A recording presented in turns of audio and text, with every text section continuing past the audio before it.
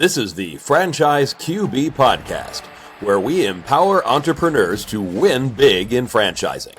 We huddle up weekly to educate our audience about the most successful small business model ever created, franchising.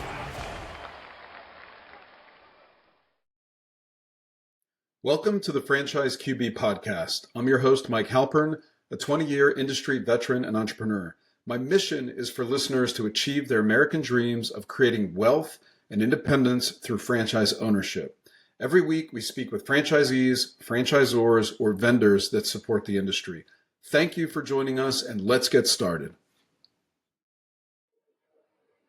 Joining us in the huddle today is Jason Stucky, multi-unit franchise owner with Color Me Mine. Welcome to the show, Jason.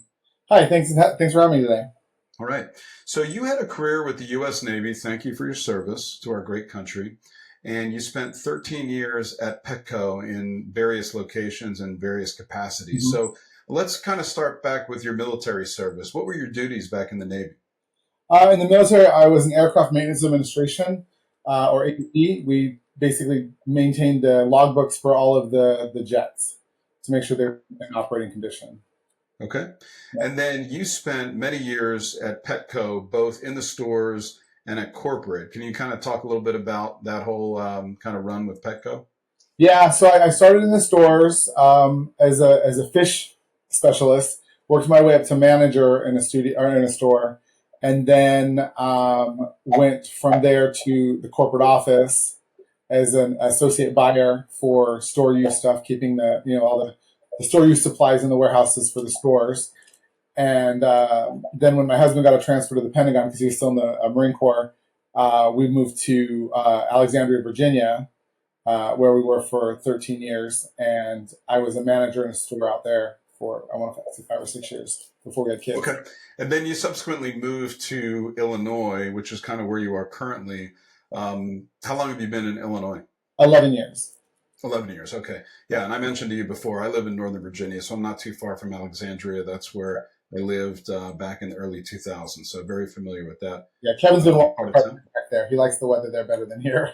Yeah. It gets colder up there, but our winters aren't great either. So let's talk about the brand where you're a franchise owner, which is called Color Me Mine. So give us an overview. What is Color Me Mine for those that may not be familiar with the franchise? So Color Me Mine is a paint your own pottery studio. And basically you come in and you pick a piece of pottery and you paint it, we fire it, and then you come and get it. It's a really, really awesome creative outlet. And you can actually make things, running the gamut from coffee cups and plates and platters to kids, tchotchkes, banks, kids, little figurines and things like that. I install on my desk to this day. We painted this not at a Color Me Mine, but at a business like Color Me Mine when my kids were like under 5. This is one of them painted this. And it's so funny that this is where my career took me, where I finally ended up was owning businesses that I used to take my kids to, on a rainy day or an afternoon with nothing to do to create something.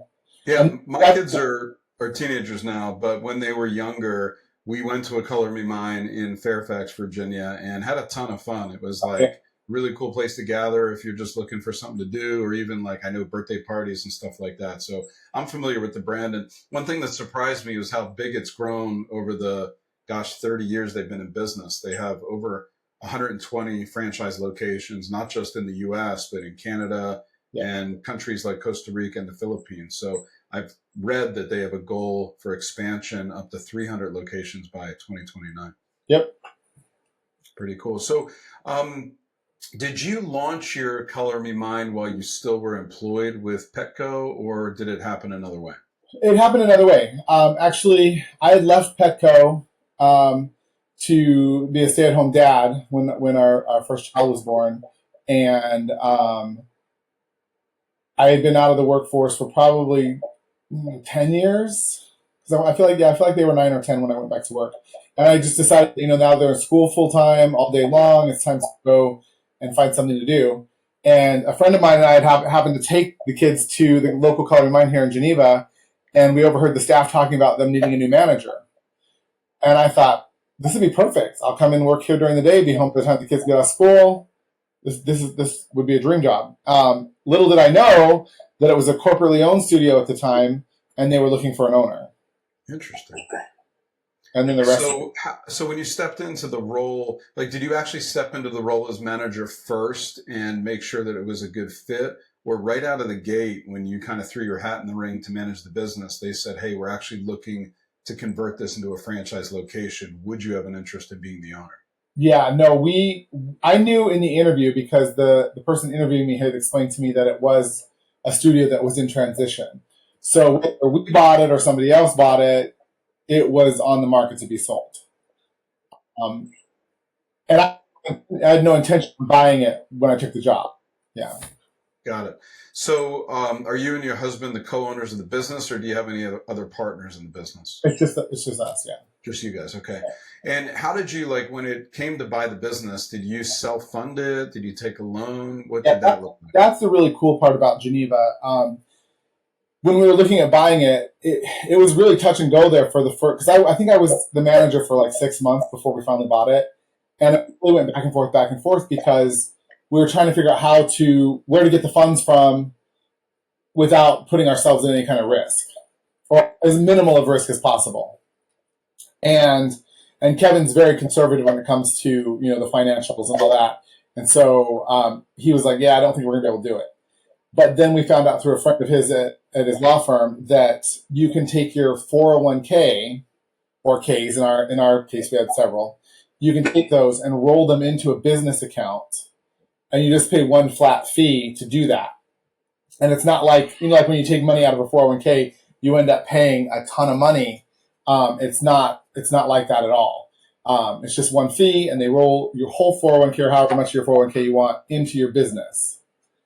And that's a really great way to fund. I actually had one of my funding specialists, Kelly Kruger from Benetrends, was on the podcast a few weeks ago talking about that funding strategy for new business owners, where you're basically creating a C corporation and buying stock in your company instead of Coca-Cola and IBM and these other businesses. So that's really cool that that's the path that you guys took to kind of get into the business. It really opened a door for us that would have been kind of a struggle if we weren't able to do that. Yeah, and it's interesting. I always ask people how they found their business, but yours was, it's in the neighborhood. You already were aware of it, and you were employed there before you. And I interviewed someone recently who sold their business to an employee that worked for them for 10 years. So I think it's really great when you get that inside look at the business and you still buy it because you're like, hey, I can add value to this. I can grow it. I can make it more valuable. And honestly, that's how a lot of the franchises end up selling. They usually sell to a manager or a past team member who want to get into the business. Yeah. So you must have had a calling for this particular discipline. Like, do you love art? I mean, is that something that's important to you? I've always really been into, art. Through college and high school, I'd always taken a lot of art classes. And then when I was in the Navy, I was stationed at the Weapons Test Squadron in China Lake in California. And we had a ceramics studio, full studio on base for morale, recreation, and welfare. I think is what they call it, MWR. All right. Anyway, they had a full ceramic studio on site where you could pour your pieces and paint them and fire them and everything. And so that was my first exposure to ceramics in my 20s. And so this wasn't a completely foreign concept to me. It was really kind of cool coming back to it. So, Jason, when did you open your first Color Me Mine franchise studio? Yeah, so we took ownership of Color Me Mine Geneva in May of 2018 after I'd rent for about 6 months, and we decided that was the way to go. Great. So you've been operating that one for about 6 years, and then you recently acquired a second studio. How did that come about? Well, that's an interesting story because we were planning on moving back to Virginia, and we were going to sell Geneva. And we were going to open a studio either in Arlington or Fairfax. And I had it in my head that I wanted 2 studios if we're moving back to Virginia. I thought, this is perfect. No, Color Me Mine right now is out of business in Northern Virginia. We don't have any Color Me Mines there yet. And so I thought, this would be great. We could reintroduce Color Me Mine in 2 locations. This would be amazing. So I just got really hyped up about having 2 studios. And then after some careful evaluation, we realized the move wasn't really what we needed right now, what we wanted to do. So I had the idea in my head that I wanted 2 studios. But the Chicagoland area was the territories here are pretty much purchased out. Like, everyone's where they're supposed to be. But funny enough, the guy who helped me come into Geneva was selling his studio in Glenview. And we're like, all right, let's try it. Let's see if we can swing Glenview. And that's what we did. So you just worked out a deal with him and made that acquisition? Yep. Very cool. So how far are those apart? Are they like within arm's length? And is it easy to get from one store to the other? Geneva is literally 15 minutes from my house. Okay. So how about the staff? Like, what's the staff look like at your locations in terms of how many people, their roles in the business, and is there any cross-pollination where I would assume since they're only 15 minutes apart, you might be able to have employees kind of go between? Geneva is 15 minutes from my house. Glenview is 45 minutes from my house. No, so unfortunately, they're not close enough for me to really kind of share any staff. And the Glenview location has a full-time manager. So I'm really only there to support her. So I'll go up once a week, once every other week, whenever she needs me to, do the heavy lifting or anything around the studio. Otherwise, she pretty much runs the whole show. In Geneva, I have a couple assistants that help me. And then I also help out in Geneva more because it's only 15 minutes from my house. Got it. So how many people do you have employed at both locations, including full-time and part-time? Probably 20. Okay, got it.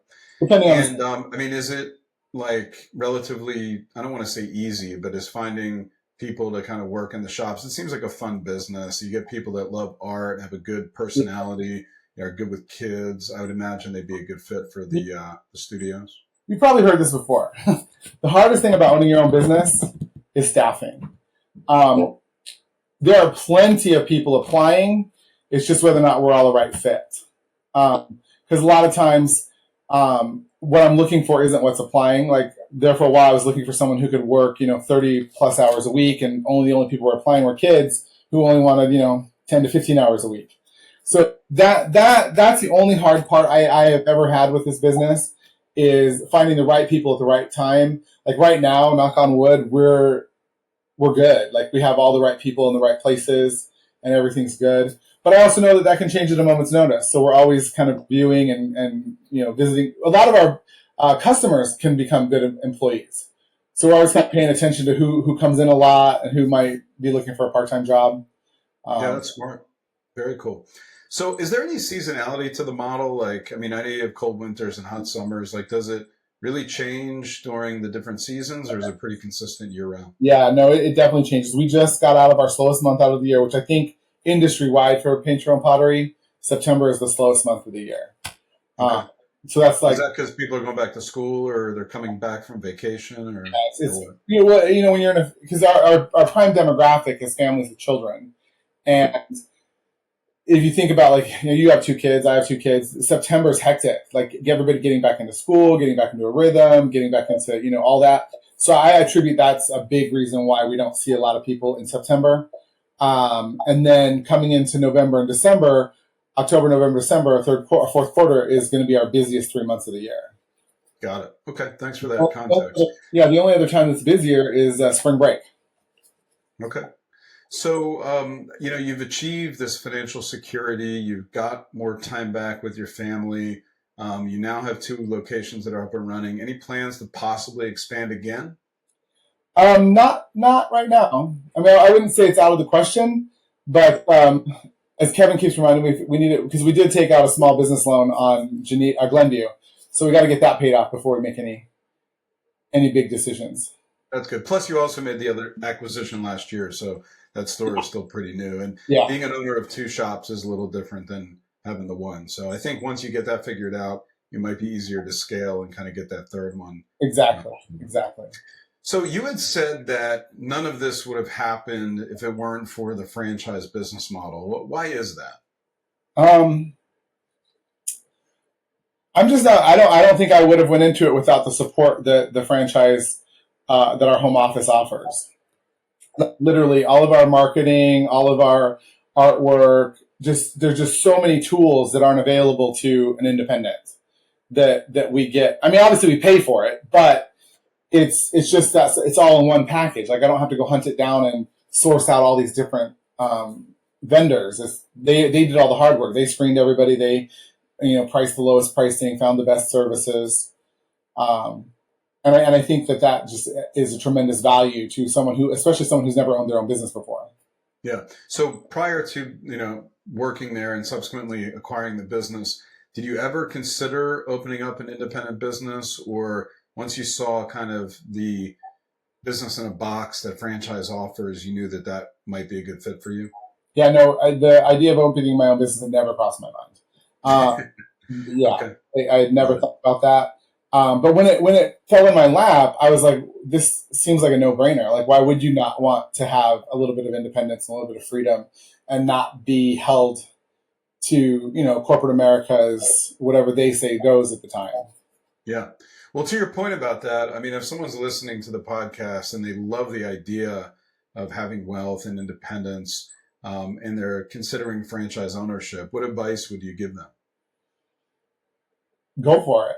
Honestly, I mean, obviously check out the brand, make sure it's a strong brand. Is it something that you yourself enjoy, that you can have a passion for? Because I have met people who own food franchises who they're not really passionate. I mean, it's just a way, it's just another conveyor to make money, which I think that's cool too. Like, honestly, like how you do it is how you do it. I have just found that because I'm so passionate about it, it's what's made it so much fun. Like I literally converted our detached garage into a ceramics workshop. So we actually pour a lot of our own pieces, which we don't have to do, but it's such a stress reliever for me to play with the clay and get into the dirty side of the business, that it doesn't even feel like work to me. Yeah, that's got to be very satisfying. And I think that if you're able to take a business that makes you money and kind of couple that with something you really love to do and it brings people joy, that's a really great opportunity. So is there anything else, Jason, you want to add to the mix before we wrap up today? Nothing I can think of. I think you covered it all. Okay, awesome. Well, if anyone listening would like to connect with Jason to learn more about operating a Color Me Mine franchise, contact me at franchiseqb.com or on X at QBFranchiseQB. I'll get you guys connected. Jason, thank you so much for taking the time to get in the huddle and discuss Color Me Mine with us today. Yeah, thank you. Thank you for listening to the Franchise QB podcast, where you're at the helm of your future as a franchise owner.